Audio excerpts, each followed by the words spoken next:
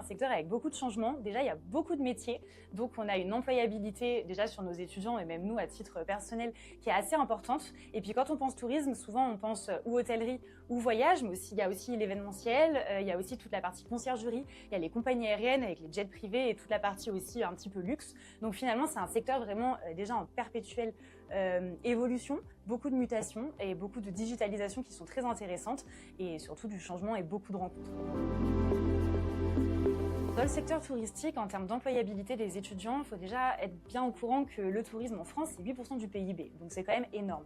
Les bachelors n'ont aucune difficulté à trouver déjà une alternance. On a à peu près 90% de nos étudiants qui sont placés en alternance. Les 10% restants, souvent c'est un choix de faire notre formation en initiale.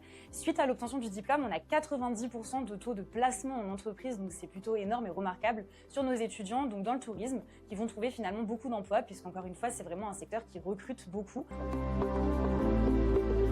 Il va y avoir une partie de diplôme école par le l'ESG Tourisme et une partie de titre RNCP, donc reconnu par le ministère. Ce qui veut dire que sur le diplôme école, on va avoir une vraie spécialisation en tourisme avec des modules comme le management hôtelier, la création de voyages sur mesure, la création de circuits. Et sur le titre RNCP, on va vraiment être sur des matières commerciales comme le management d'équipe, le plan d'action commerciale, de la prospection et négociation. Donc finalement, tout ça qui va permettre vraiment de former nos étudiants pour rentrer suite au bachelor dans la vie active. En termes d'autres compétences, on a aussi des modules qui sont vraiment liés à l'ESG, en termes notamment de transition écologique, de management inclusif et aussi des ateliers qui vont permettre à nos étudiants de rencontrer des professionnels pour retravailler leur CV et aussi pour être capable de se présenter correctement en entreprise.